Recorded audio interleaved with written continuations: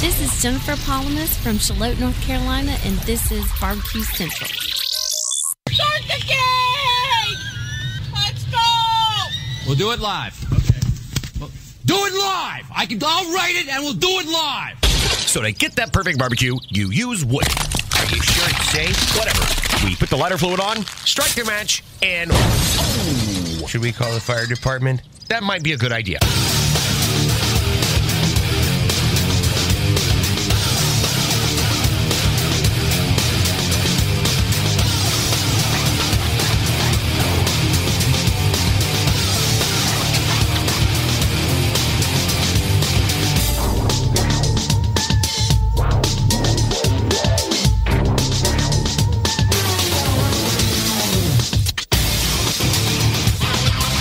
Welcome to the Really Big Barbecue Central Show. This is the show that talks about all things important to the world of barbecue and grilling. Continuing to originate from the Rock and Roll Hall of Fame city of Cleveland, Ohio. It is the barbecue capital of the North Coast. I'm your program host, Greg Rempe. Happy to have you aboard here. If you want to jump in on the show tonight, two very vital, important bits of contact information that I would like to pass your way. Here's how you get in touch with the show. You can get in touch with the show by calling 216-220-0966, sending an email, greg@thebbqcentralshow.com, or on the Twitter and Instagrams at BBQ Central Show.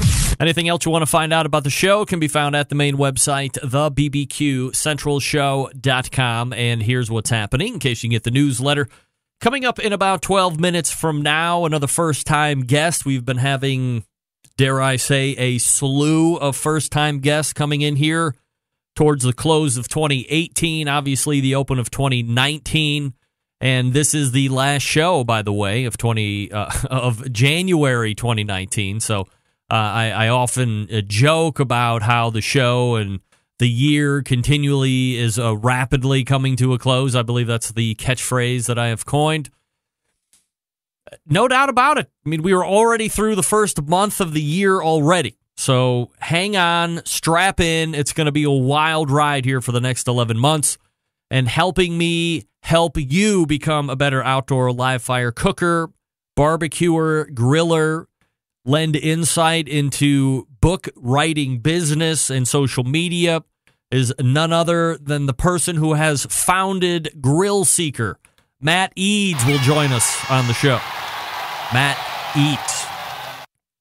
He's going to pull two segments. Great story with him, much like with Susie Bullock last week of Hey Grill Hey. Matt's got a unique story, military background, so very excited to talk to Matt in the first hour. Then we will move to the second hour, 14 past, somebody who we've been allotting a once per quarter visit to, and for whatever reason, the last two or three times, some my mistake, some his mistake, we've missed each other, thank goodness, on the runway.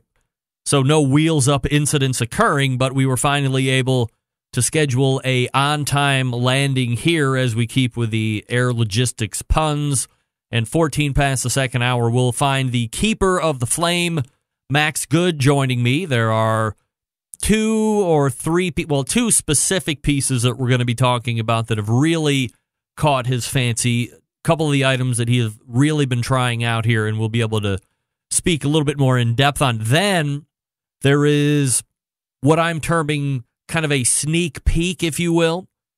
Hasn't had a huge amount of time with it. Also, couple that with the building in of the brutally, dangerously cold weather that we're going to be experiencing here in the northeast, depending on where you're at. Really, depending on where you're at, it's just going to be cold. Some places are going to be a lot colder than others. Here in Cleveland, it promises to wake up to about -10 ambient. That's -30, potentially -40, depending on how the wind is blowing after you factor in the wind chill. So it's going to be cold. Lots of other places experiencing similar or worse temperatures, and Max just hasn't been able to get out and put this particular cooker through its paces. But we'll talk about it from a high level. And then that'll be it for Max. Then we'll close the show 35 past the second hour with the latest grand champion of the San Antonio Rodeo Barbecue Cook-Off. He is the pitmaster of 03 Barbecue. Oscar Garcia will join me. So we'll learn a little bit about Oscar, how the weekend went, how the cook went, if there was anything crazy that he had to contend with in order to pull off this championship. Huge win. When we talk about championships in general, San Antonio certainly one that is starting to build up in the event that pitmasters want to win, of course. Secondarily, when you talk about Texas specifically, I would say number one is probably the Houston Rodeo. Maybe number two now is San Antonio. So Oscar pulls that one down. We're going to learn all about it as we close out the show. 216-220-0966. Greg at thebbqcentralshow.com. Don't forget to follow me socially. I'm really blowing it up, if I don't mind tooting my own horn, over the last handful of weeks with help from SH3 holding it down, some of the embedded correspondence as well. If you don't know where I'm at socially, it's pretty simple, at BBQ Central Show on Instagram. Same on the Twitter. Although I'm falling a little out of favor with the Twitter as far as keeping up with it. I will post to it, but I'm getting further and further away because it just really feels like a lot of noise to me. But if you like Twitter, at BBQ Central Show there as well, / BBQ Central Show on the Facebooks. If you're watching the live feed on Facebook, welcome in! Chat it up, ask each other questions, engage, and give each other recommendations, barb around with each other, because that's fun. Engage on the Facebook conversation. I don't follow it specifically. There's a whole story for that. If you watch the show typically or you get it on podcast replay, you know why that is. But if you're in the Facebook chat for the first time and you're wondering where I'm at, or do you think I'm a bag because I'm not replying back to you while I'm doing the show, A, it's real easy to get lost in the Facebook chat roll, and B, I am trying to concentrate on the show, so I stay away from it. But that doesn't mean you shouldn't take shots at me or make fun of me, make fun of some of the other people in a very positive, good-spirited way. It's the show within the show. Or come on over to YouTube and check me out there live. We have a chat roll there that's a little easier for me to monitor. So if you want me to try and look and see you, head on over to YouTube. If you don't care, stay on Facebook. That's all right. Also, subscribe to the show on podcast. So if you can't make it for the live show, you'll get it whenever you can consume it. I don't know if you saw this over the weekend, but Barbecue Hall of Famer, friend of this show and besties with Jimmy Kimmel, Chef Adam Perry Lang, claims absolute innocence in a bizarre L.A. arrest. More news to follow, of course, but a strange incident went down in Hermosa Beach over the weekend with Chef Adam Perry Lang being arrested on felony charges for allegedly making criminal threats while staying at a beach house belonging to Jimble Kimball, per TMZ. Lang's lawyers say that the incident could be a case of what they call swatting, where some bag calls a prank threat often to the house of a celebrity, and that person who called in the initial threat to 911 about an assault and explosives on the premises was absolutely not... Andrew, you are not. Was absolutely not Adam Perry Lang. The APL chef is currently out on 50 G's bail, paid by Kimmel, and his lawyer says he will be cleared of any wrongdoing shortly. His PR team has so far declined to give any detailed additional statements. More on this to come, that being provided by la.eater.com. In my own attempts to get in contact with APL through various direct messages, those two were declined. Get that big stuff out of here. I mean, I know all of you guys and gals here on this chat, especially my man Kinger in Canada, are my besties. But let me ask you something. If somebody decided they wanted to have fun at my expense and do a SWAT on me, where my house is surrounded, the gates are stormed, the moats are swam, and I'm pulled out of my castle against my will, having done nothing wrong, and I go to the jail to cool off while they check out my assault and explosive allegations. Is anybody out there going to pony up $50,000 for me to get out bail-wise? I doubt it. Get that big stuff out of here. I mean, how nice is it to have friendship, really solid friendship with a guy like Jimble Kimball to put up 50 G's? Adam, I'm not telling you what to do, but once you're cleared, you better be Jimmy's personal chef for, like, I don't know, the next 2 or 3 years. Or at least he gets the chef's table at APL going forward. I mean, the story is Adam Perry Lang potentially is swatted. Who knows? Who knows what happened? That appears to be where the mindset is. But having a buddy put up 50 G's? Whew! That is friendship right there. I mean, I want to say that there's some Centralites that if I fell into that category would help me out with $50,000, but I doubt it. I get it, by the way. It's a lot of cash. More on that to come. I will keep tabs. Hopefully, Adam will reach out to me at some point. I can report back directly, but in case you didn't see that, Adam Perry Lang arrested over the weekend in a weird circumstance, and we'll leave it at that. All right, let me talk to you quickly about Traeger grills. Behind every great meal is a great grill, but not just any grill. A Traeger grill in Timberline is the Traeger's most advanced grill yet. It allows you to smoke, grill, bake, roast, braise, and barbecue like a pro, no matter what your level. You don't know flavor till you're cooking with it. Traeger grills use all-natural hardwood pellets as fuel, so you're literally cooking with flavor, from low and slow smoked ribs to a seared steak. Even a baked apple pie, Traeger's can handle it all, and the Traeger Timberline makes it even easier thanks to the Wi-Fi capability. You can check out your cooks, kick up the temperatures, set custom cook cycles anytime, anywhere, all right on your phone through the Traeger Grill app. You can find one at your local Traeger dealer or check them out online at TraegerGrills.com if you want to beef up that barbecue game. Why not check out a Traeger shop class? They're going around this great country, bringing you barbecue knowledge and amazing wood-fired food everywhere they go, taught by professional pit masters. You'll take home all the skills you need to reach barbecue glory. Find a shop class near you and sign up today at TraegerGrills.com/shopclass. That is TraegerGrills.com/shopclass. Matt Eads, Grillseeker, out of the break. Stick around, we'll be right back. You're listening to the Barbecue Central Show.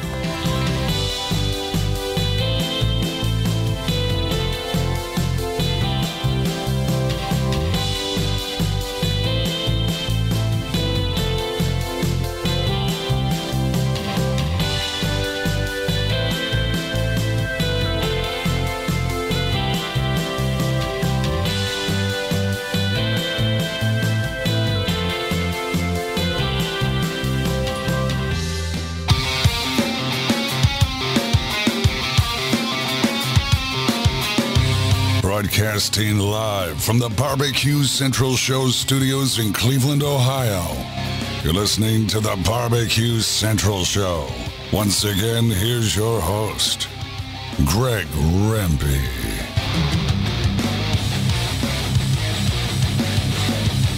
All right, welcome back. This portion of the show being brought to you by Butcher Barbecue, makers of award-winning injections, marinades, rubs, seasonings, barbecue sauces, grilling oils, all of Butcher Barbecue products tested on the competition circuit as well as in the backyard worldwide. Be the pit master of your neighborhood. Visit butcherbbq.com to stock up right now, won't you? Of course you will.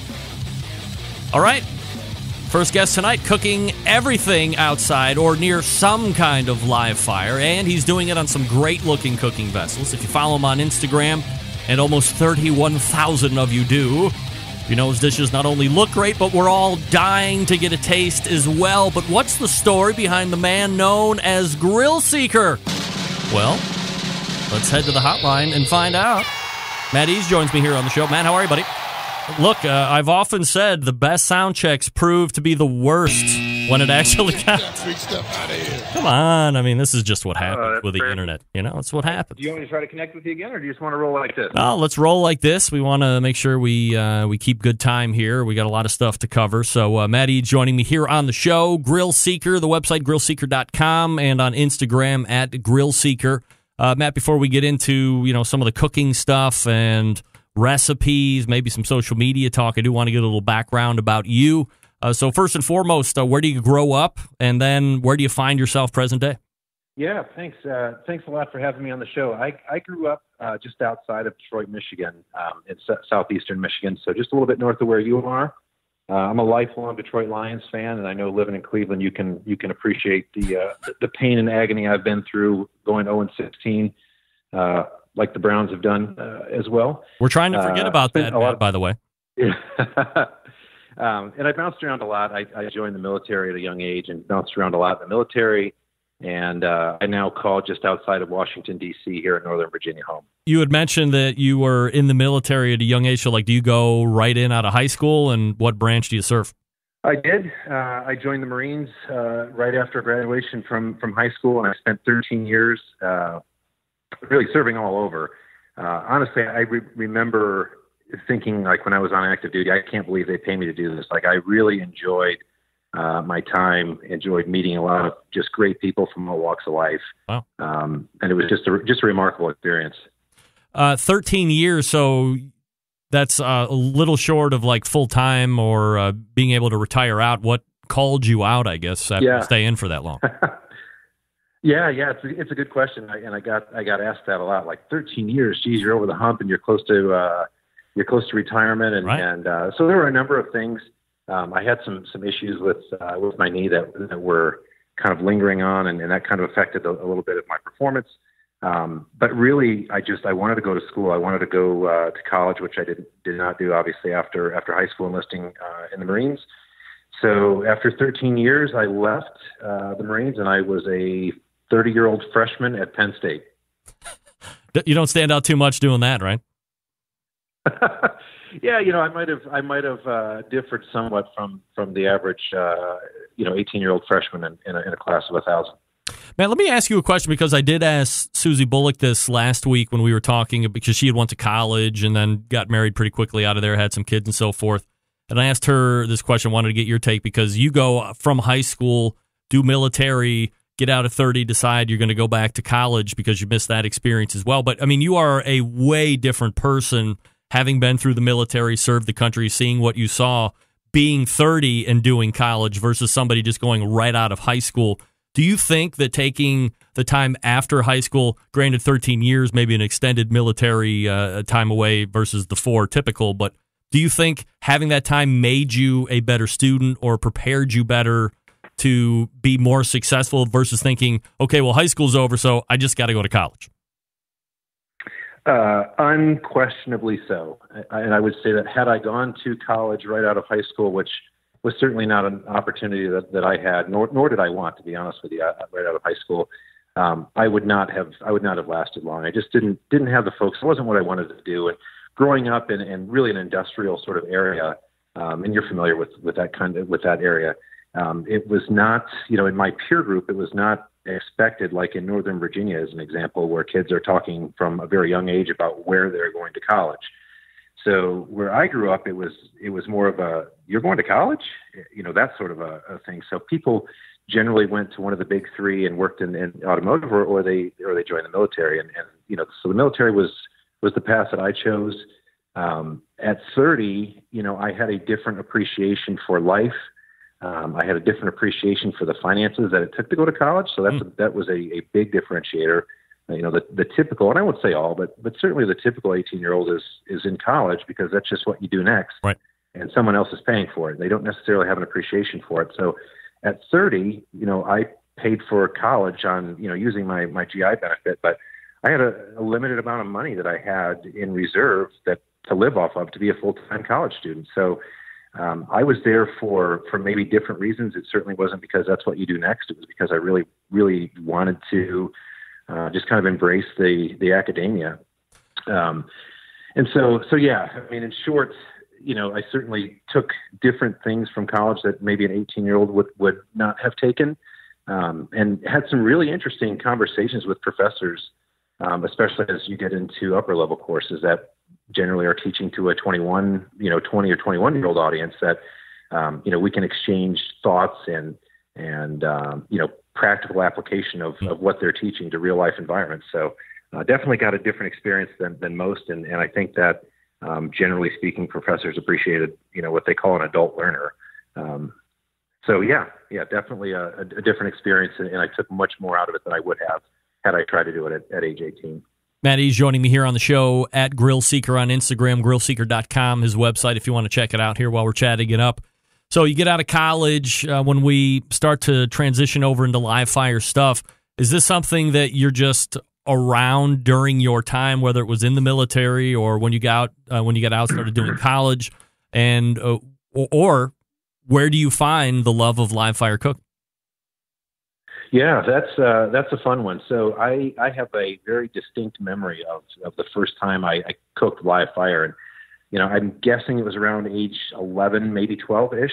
I have a dear friend who I'm still dear friends with today, and we joined the military together, and just lifelong buddies. But around that age, we built sort of a fort out in the woods, like a lot of young boys do at that age. And this fort was it was incredible, right? It was near sort of a train track, so we built it out of these railroad ties, and it was just incredible. And so he would sneak food from his folks' deep freezer and cupboard, and I would do the same thing, and we would tote it out to this fort, and build a fire, an open pit fire, and we started, cooking on various surfaces. I think I borrowed, and I'll use that term loosely, my mom's Lodge cast iron pan that she had back then, and we just started cooking over live fire at that age, and that's really what sparked my real interest in live fire cooking. Fast forward a couple of years, I had a handful of jobs, worked at a meat market for a time, and bought my first smoker back then. It was an old Brinkman. I don't know if you remember that, but I don't know if they're still around. Bullet style, like a Brinkman. Yeah, bullet style Brinkman smoker, and smoked up some turkeys. And working at Danny's grocery store, it was like a meat market. I used to get meat for fairly cheap or whatever scraps were left over. And I was certainly never a butcher, but I got to learn a lot from those guys. I mostly did stocking shelves or bagging groceries or cleaning up or whatever in the evenings. But I used to get meat for fairly cheap, and so I started to develop more of a love for it as I kind of dialed in that old Brinkman. And back then there were no temp controllers like they have now. I had no instant read thermometers, so it was really it was pretty rudimentary. And so that's where the passion got started from that young age. And then, as I served in the military in various countries, various places, there's always a grill like around the barracks or whatever, where we lived. And I was just kind of always the guy that kind of manned the grill and cooked whatever we could find at the commissary for cheap. We were all living on a pretty limited budget. And I think I just had, some of the best times cooking some really inexpensive things. And I've said a million times, it doesn't take a chef to cook a Wagyu steak, right? I mean, you could eat that thing raw; it tastes pretty good. But it takes some real talent to take a $9 chuck roast and turn it into a real gem. And I kind of started to really do that when I was in the military. And throughout college, as I had any spare time as a 30-year-old freshman, I was always cooking and I made a lot of mistakes. I actually have a section on my website that I call "How Not To," and it's just kind of some bloopers that I've done, and I've done plenty of them over the years. And learning by making mistakes and watching other folks. Matt, what do you do for a living, or is this Grillseeker thing the full-time gig? Yeah, this is it. Full-time gig for Grillseeker, grillseeker.com, and writing the book obviously took a lot of time, but yeah, this is it, full-time. Favorite cookers, what do you like? Well, it's an interesting one. I'm really enjoying the Lynx Napoli oven these days. Yep. I cook just about everything in there. It's just so fun to mess with it. So right now that's probably my go-to. Do you have other cookers that are on your deck or your patio, or do you kind of cycle one in, one out? Yeah, so I've got, I think at this point, maybe around 13 or 14. I don't keep many more than that. I'm limited on space, and my wife has said that, for every one grill that comes in, one has to go. So at this point, I'm very limited. I mean, why do wives always got to say that? They ruin it. I got the same deal. Right? My wife told me, "Hey, man, you bring another one in, you're going to have to give another one away." Yeah, I think if the same applied for like purses and shoes, like I'd be on board with it. But at this point, it's like maybe this isn't quite so fair. Like I'm sure we can just move another car, like you move the car out of the garage and store something there. But so yeah, I've got a handful of cookers, and I use them for different things. And then they all, I do a lot of reviews on my website as well. So, but generally those get, I do the review, and then it will generally get donated to something in a local fire station or whatever. Do you have, I guess, what you would call sponsor or partnerships with manufacturers right now? I do have a handful, and it's pretty limited, and that's just sort of the way that I like to roll. But certainly Lynx has been a great partner of mine. Omaha Steaks is another terrific partner of mine. And I work with Route 83 Knives, which they're fairly new to the scene, but they put out some really incredible cutlery. So are you, from a responsibility standpoint, we can just keep it high level, are you responsible for recipes, like videos showing product use, and also are you also giving feedback to those partners of yours that, hey, if you had to redo it, I would do this, this, and this, or maybe you want to tweak this or add a little bit more fat versus beef ratio? Like, what's your input on that regard? Yeah, I think that's a great question. So I would start by saying, anytime that I've ever been approached by any brand that might want to work together, and what I would encourage really anybody to do is I made a promise to myself and early on to say that I would never for any price represent a product that I don't feel comfortable giving as a gift to a friend or family member. And I stick to that first and foremost. And so, you'll get contacted as you get more followers on Instagram. It's kind of like it's pretty standard. You get reached out to by, various manufacturers or sauces, rubs, whatever you want to call it. Yep. And they'll ask, do you want to work with us? And I respond very politely and say, I can't answer that question. I need to try your product first, and then we can talk about it. But, I can't commit to supporting anything that I haven't tried first.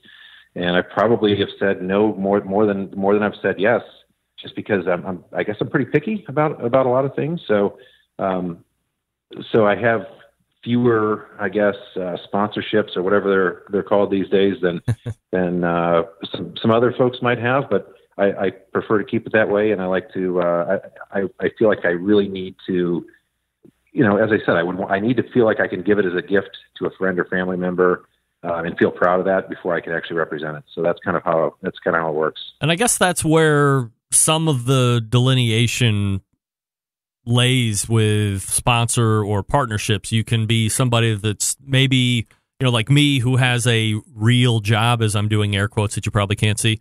And, this has grown into, a pretty nice secondary, and I really love doing it. It started out from zero. I was making zero money, all that stuff. And I've said all the time, if all the sponsors dried up and I had to do the show next week, I would be here next week, because that's how the show was born. It was born out of me wanting to do this show. And if everything else went away and I still had the ability to get on the air the next week and do the show, then I would do the show, because I still want to do this. I still want to cater to this industry and bring news and bring entertainment, bring value, introduce cool people like you to the public that might not know about it.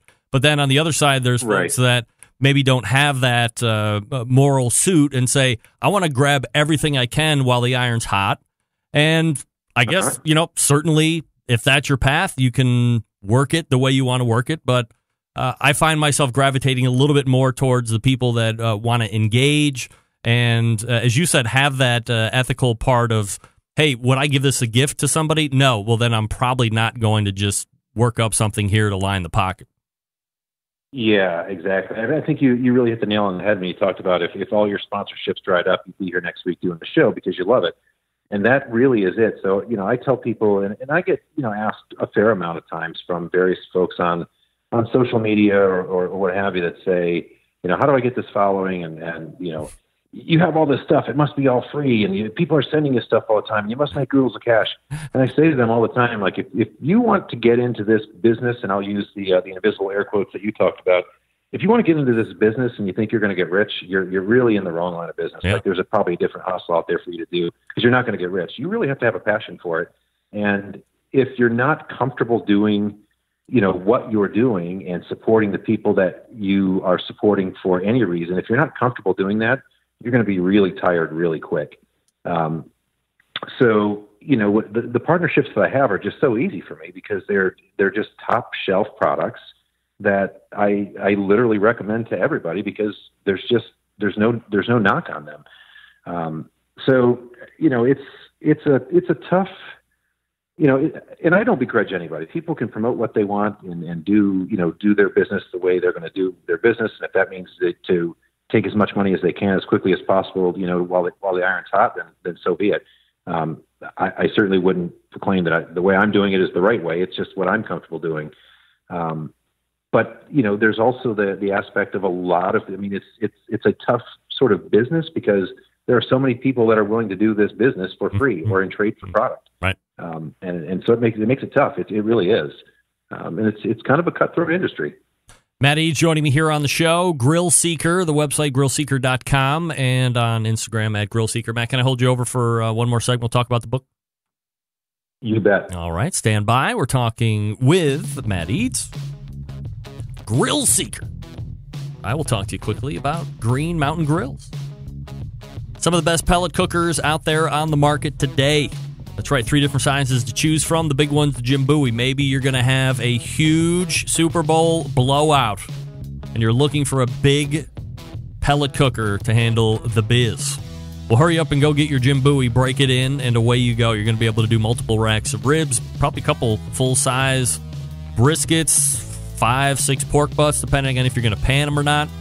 Maybe just have a really big family. Hey, that's going to be the one for you. Now, you want something not as big as the Jim Bowie, but not a portable cooker, something just a little smaller. How about the Daniel Boone model? I got one of those. Perfect for family of 4, maybe 5, or depending on how big you are, maybe you just like to cook a lot of meat and you live by yourself. Well, Daniel Boone might be the one you want to look at. Now, if you are into traveling, if you want something portable, Davy Crockett is the one you're going to want to take a look at. This one fits in the back of most trucks, vans, and SUVs. It is completely wood pellet fired, so you're not sacrificing the wood smoke. And it's totally portable. Now, if you don't have access to that traditional power outlet, you can use the 12-volt adapter that goes in your car or truck. You're powered up, ready to go. In fact, as I had mentioned a couple weeks ago, I'm thinking about putting my hands on one of those for softball season coming up this summer. That way I can show off in front of all the parents. Yeah, don't forget, Jason Baker is coming up in a couple weeks here, probably end of next month, to talk about Green Mountain Grills updates and revamps. Very excited. Also, don't forget that the Jim Bowie and the Daniel Boone, if you rip the guts out, you can put your hands on that pizza oven insert, and now it's a pizza party, pal. High heat pizza oven, all the way up to 1,000 degrees if you want. GreenMountainGrills.com. That's GreenMountainGrills.com. More with Matt Eads. Stick around. Be right back.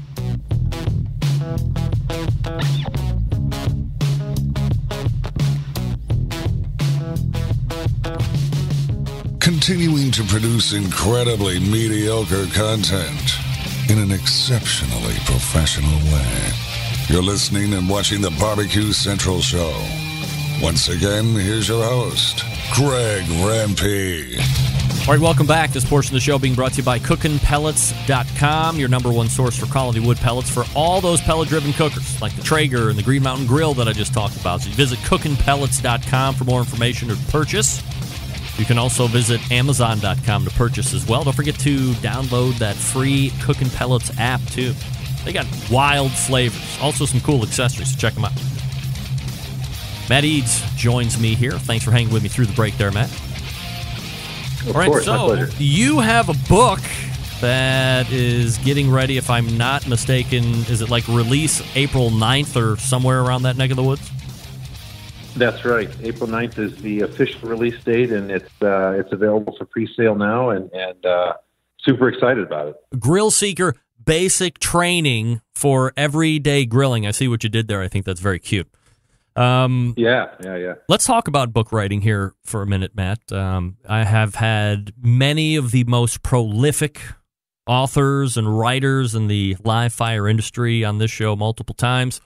And I've often said, if we were having this discussion, 15 years ago, maybe even 20 years ago, we could be talking to Matt Eads, a guy who signed a fairly large advance, maybe a really large advance. Maybe you already had your eyes on another book because you could make a living at writing a book. Well, fast forward to where we're at in 2019 now, and certainly there's still a lot of books.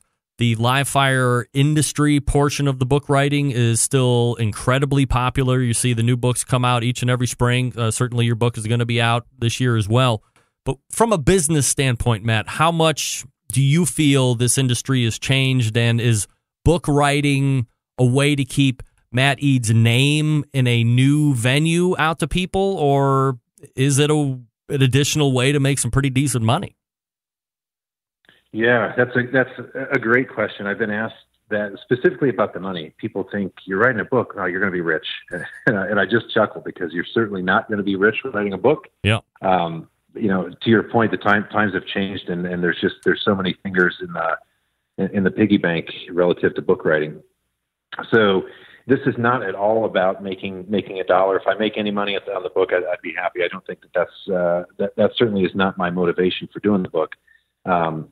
Really, for me, it's about getting the word out, to so many people who own a grill and bring it out on Memorial Day and 4th of July, and the rest of the year it spends collecting dust and leaves. And so the concept of this book and how it came to be with the publisher was that I wanted to show people that grilling is something you can do every day, and kind of spread the word of, United by Flame is what I use for a hashtag. And what I mean by that is, especially in today, like in the political environment, in the 24-hour news channel, I mean, there's just, people are angry.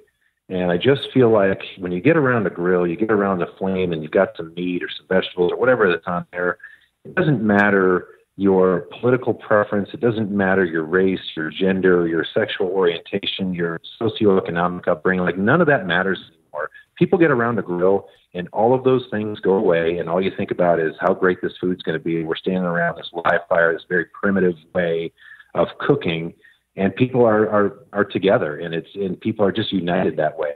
And that shouldn't be reserved for just Memorial Day or just the 4th of July. Like, you can do that every night. You can invite your neighbors over, you can have your family out, and you can just cook around a fire, and like, all is good in the world, at least in my mind. So that's really the message that I kind of wanted to spread. With recipes, that you can do in about an hour. Some of them take a little bit longer than an hour, but they're all very simple recipes that are aimed at great flavor and, ease of cooking, so that anyone that's just starting grilling on any grill can make them. And so that really was the angle of the book, for me to sort of spread that word out. And, if something more comes out, if there's another book opportunity or, opportunities with this book, I'm certainly would love to take advantage of it. But I feel really good about, the product that I put out. There's a ton of work. Writing a cookbook is infinitely more work than I ever thought it would be when I decided to do it. But I'm just super happy with it, and I'm excited for people to get it in their hands and to give honest feedback about it. Matt, were you approached by a publisher, or did you go soliciting? Yeah, so I got a random call. I think it was an email actually I got from a publisher that said, "Hey, we've checked out your website and love your recipes, and they were interested in the following on Instagram and sort of the engagement and that sort of thing." So they were kind of interested a little bit, or I think mildly.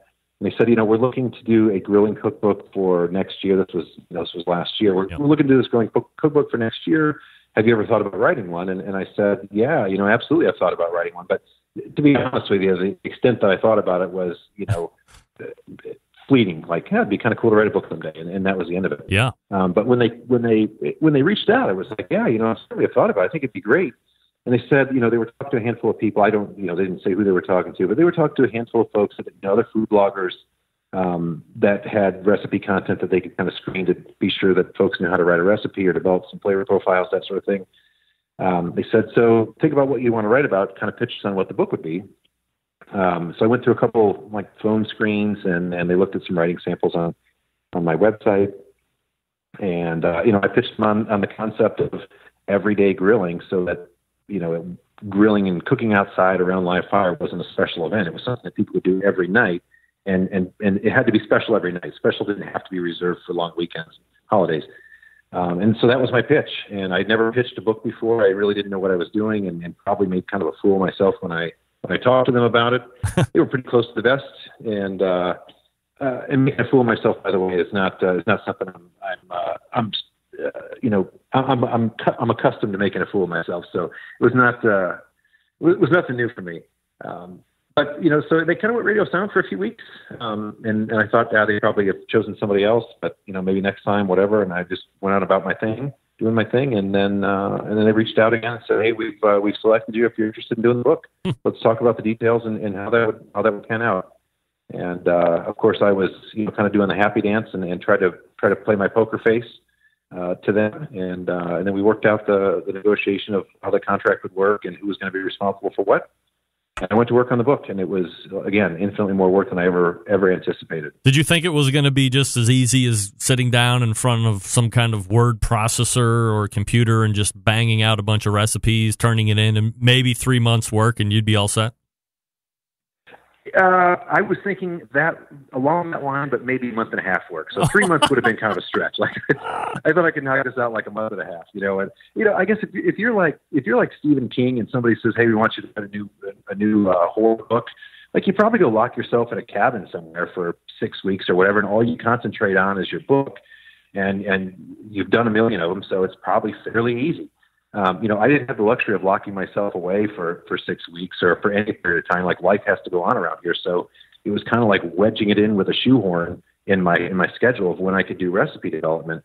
And I thought like maybe it's going to be, kind of like doing it for the website, but it just wasn't. Pictures have got to be better. And I was lucky to have some, I did a lot of the pictures myself. I had some help with some other really incredibly talented photographers that helped me out with some of the photographs. But, you put together this schedule, like this planner, and you say, okay, on Tuesday, I'm going to do, whatever recipe that I've been developing. And you spend all day Tuesday developing that recipe. And at the end of the night, you taste it and you're like, this tastes awful. This is horrible. There's no way it's going to make it in the book. So there's $100 worth of ingredients an entire day gone.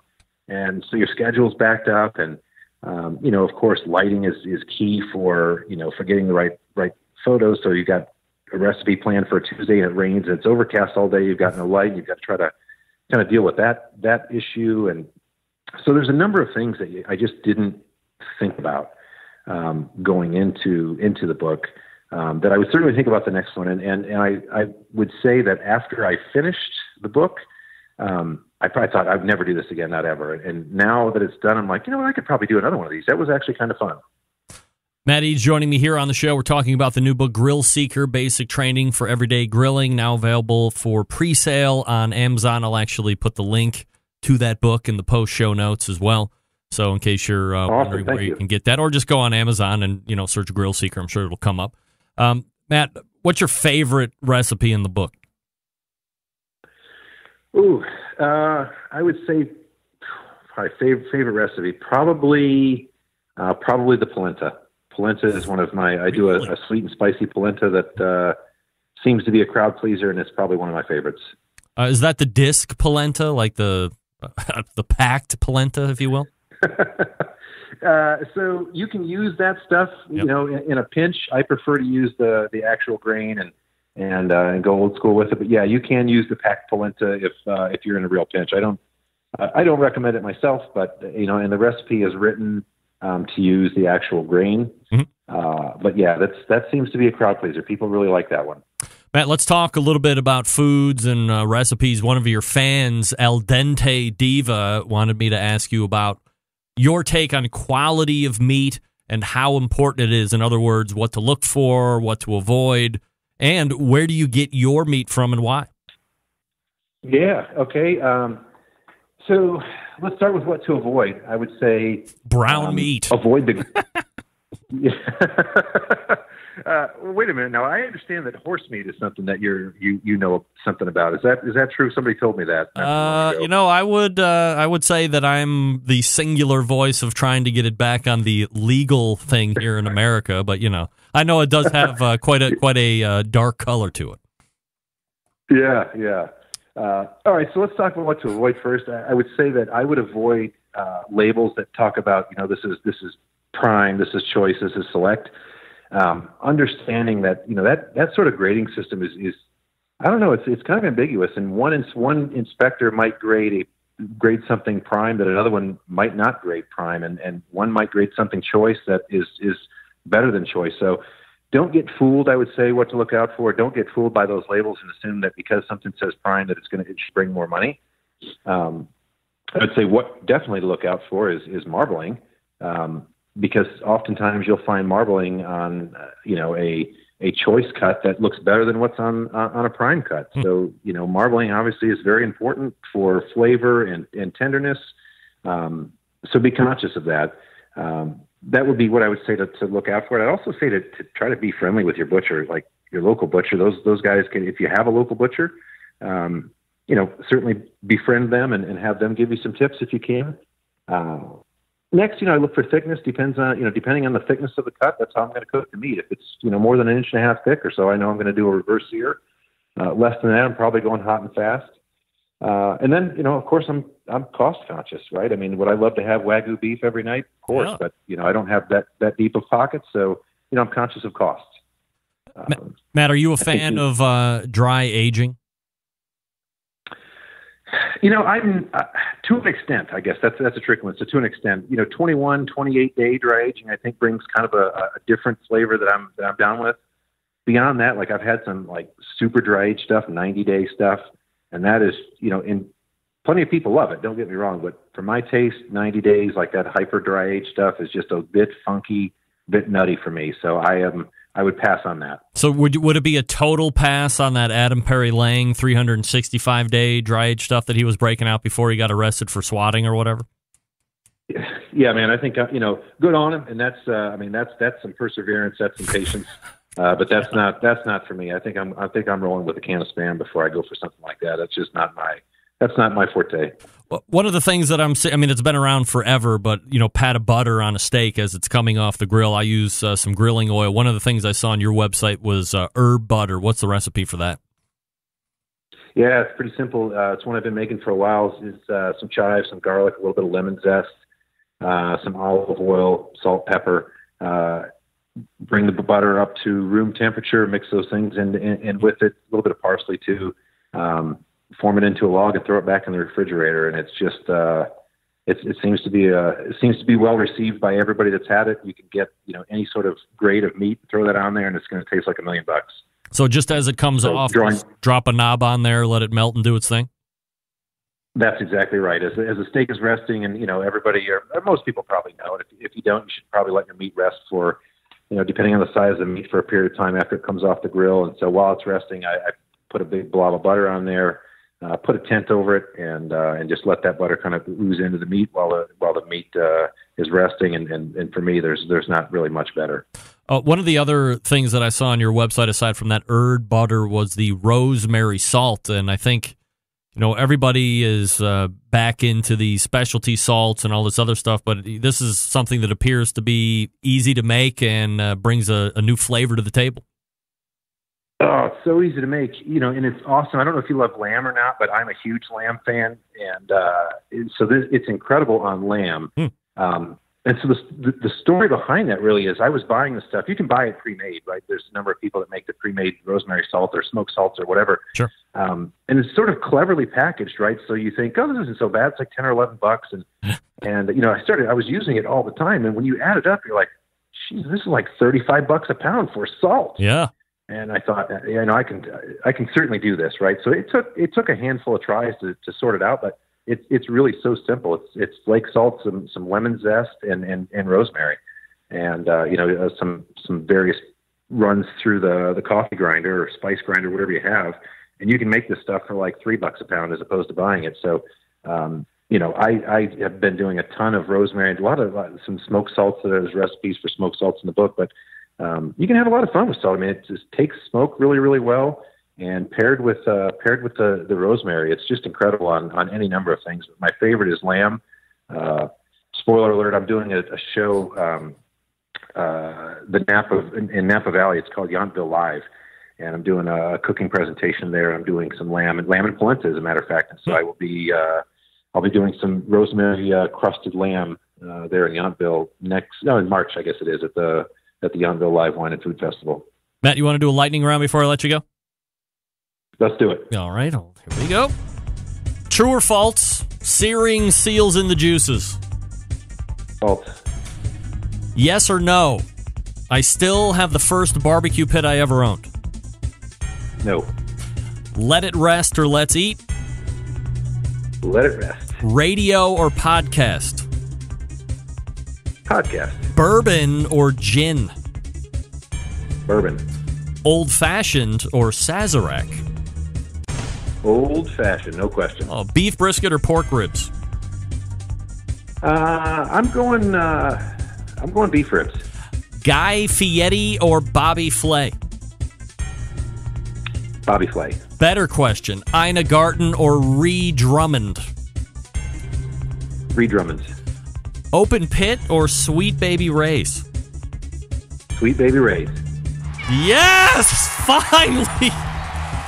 Oh my God, you know how long it's been since somebody decided to say Sweet Baby? It's been open pit, I think, ever since I've asked that for now like 3 months. So, Matt Eads. Really? That's interesting. You are winning. You're winning, Matt. Thank God for you. I knew you were my best. I actually I had the opportunity to spend about 45 minutes sitting at a picnic table with Dave Raymond, who is actually Sweet Baby Ray. Yeah. And he's since sold the company, but what a terrific guy he is with a terrific story. And the sauce is, I've used that sauce for a long, long time, and I've been a big fan. But if anyone gets the opportunity to have 5 minutes with Dave Raymond, it's definitely worth your time. He's a super nice guy. Matt Eads is the Grillseeker. You can find him at grillseeker.com, on Instagram at Grillseeker, and of course, go to Amazon and check out his new book, which is available for pre-sale. That is called Grillseeker Basic Training for Everyday Grilling, releasing April 9th. Matt, really appreciate the time here tonight. Thanks so much for doing it. Thanks for having me on the show. I appreciate it. I hope I get to do it again. You got it. There he is. Matt Eads, the Grillseeker. I just like saying Grillseeker a lot. Grillseeker. Want to schedule your next call? Not with you, Skype. Go F off. I hate you. Big stuff out of here. God, I hate you, Skype. Let me talk to you quickly about Big Papa Smokers. The one-stop online shop for all things barbecue. Their curated selection of only the best outdoor cooking and grilling supplies will get you on the path to better barbecue results in no time.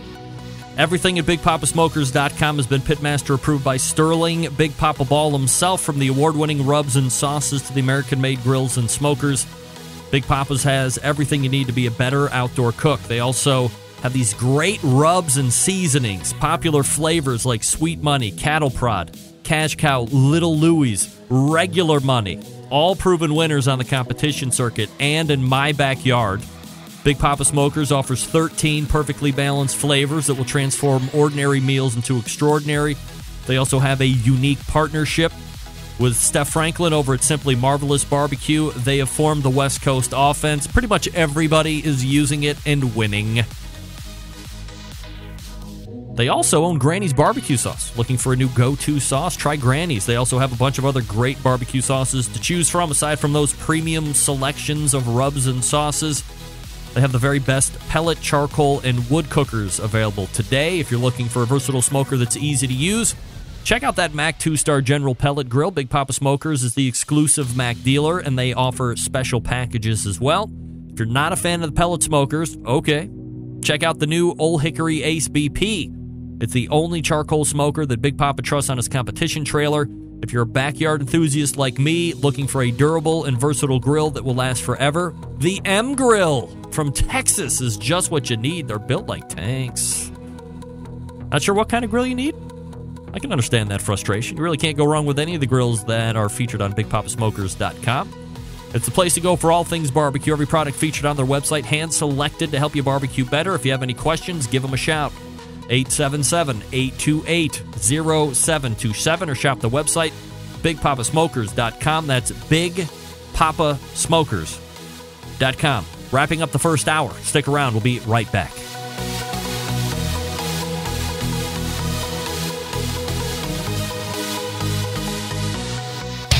Big name interviews, advice on cooking brisket and ribs, and the only host willing to share his honest opinion on all things important in the world of barbecue. It's the Barbecue Central Show.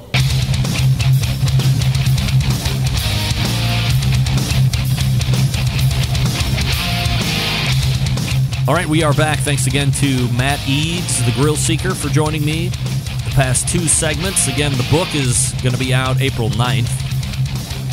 It is available for pre-sale right now. I mean, that's really big with Amazon right now. Push the pre-sale! I think last week he was #1 in pre-sale or something like that with new books coming out. If I'm speaking out of school there, I apologize, but I believe I saw something or he was doing really well in the ranks on pre-sale. So, again, the name of the book is Grillseeker, Basic Training for Everyday Grilling. I will link it up in the show notes. So if you don't want to bother going to Amazon right now and taking a look for it, you don't have to. I will provide you that courtesy, a professional courtesy. April 9th, that release date. His website, again, grillseeker.com, and on Instagram at Grillseeker. 31,000 of you like Matt a lot.